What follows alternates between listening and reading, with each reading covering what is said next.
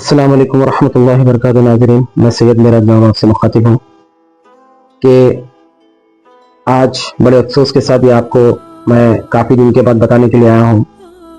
जनाब असदुल्ला साहब मौजूदा CEO वक्फ बोर्ड को बड़ी अहम जिम्मेदारी गवर्नमेंट ने दी है कि वो तमाम तेलंगाना स्टेट के वक्फ जायदादों को तहफ़्फ़ुज़ करें। लेकिन अफसोस की बात यह है कि जनाब असदुल्ला साहब वक्फ बोर्ड में वाहिद अकेले हैं जो तमाम जितने भी फाइल उनके पास आ रहे हैं पूरों को स्क्रूटनी कर रहे हैं और रिटर्न भिजा रहे हैं ताकि वो लोग जो है सो इसको सही एज पर वक्फ रूल व पैक के हिसाब से भिजाएं और वो फाइल जो है सो गवर्नमेंट में सबमिट हो, JPC में सबमिट हो, जहां पर भी जाना है। CEO की दस्तखत के बगैर कोई भी फाइल जो है सो आगे नहीं बढ़ सकती। लिहाजा तमाम जिम्मेदारी असदुल्ला साहब के ऊपर आ चुकी है और बोर्ड मेंबर्स जो सिर्फ बोर्ड मीटिंग में आते हैं और वक्फ एक्ट को कुचलते हुए रेजोल्यूशंस पास करते हैं कि वो। दूसरी बात मैं आपको ये बताना चाहूंगा कि असदुल्ला साहब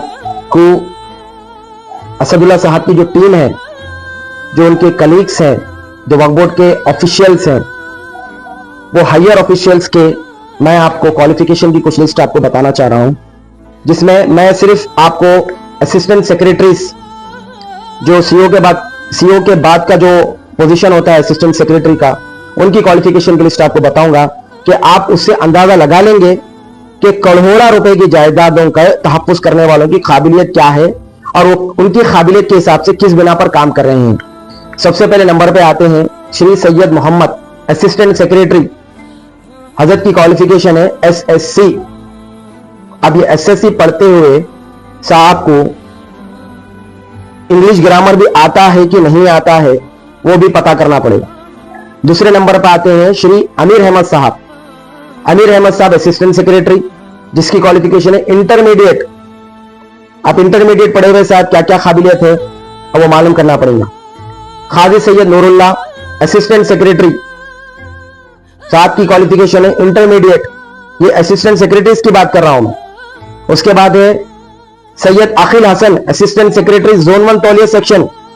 जोन 1 तौलिया सेक्शन में तमाम हैदराबाद और सिकंदराबाद की मेजर प्रॉपर्टीज आती है और इनका काम होता है कि तमाम प्रॉपर्टी का जो है सो तमाम वक्फ जायदादों की अल्लाह की अमानत का जो है सो तहफ़्फ़ुज़ करें।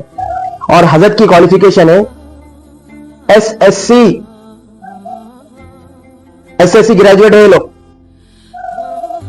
नौजवान बच्चे हैदराबाद में खत्म हो गए, काबिल बच्चे, ग्रेजुएशन करे हुए बच्चे पूरे खत्म हो गए, कोई बच्चे नहीं है वक्फ बोर्ड में काम करने के लिए काबिल, तो ये काबिल लोग जो है सो काम कर रहे हैं।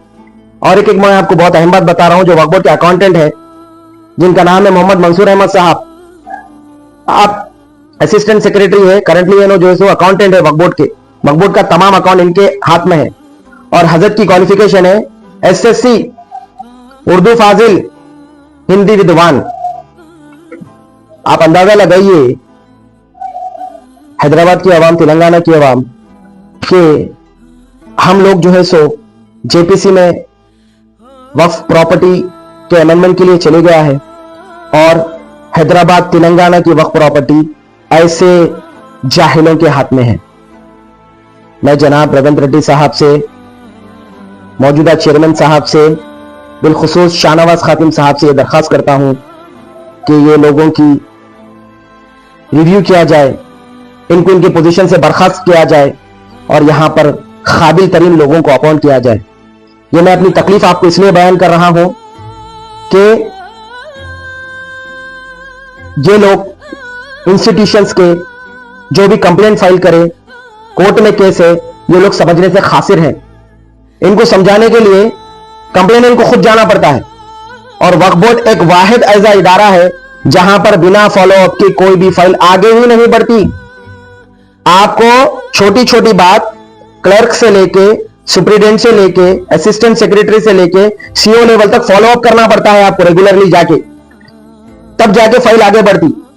यूं समझिए आप कि हमको पूरा हमारा काम धंधा, जॉब, बिजनेस वगैरह छोड़ के, बीवी बच्चों को, पूरे खानदान को छोड़ के इनके पीछे लगना, कोई भी फाइल रही तो कि साहब जरा आगे बढ़ाओ, साहब जरा देखो, और साहब को कुछ समझ में आने को तैयार नहीं है कि रविंद्र रेड्डी साहब आपसे दबाना गुजारिश है हैदराबाद की तेलंगाना की आवाम बहुत परेशान है, आपसे उम्मीद लगाकर बैठी हुई है। बिलखुद शाहनवाज खतीम साहब, आपसे लोग बहुत उम्मीद लगाकर बैठे हैं, आप मजलूमों की मदद करने वाले हैं।